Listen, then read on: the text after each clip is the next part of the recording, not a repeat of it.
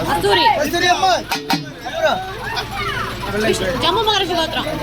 Janakiraman Kamakshi Ammal Kamalakannan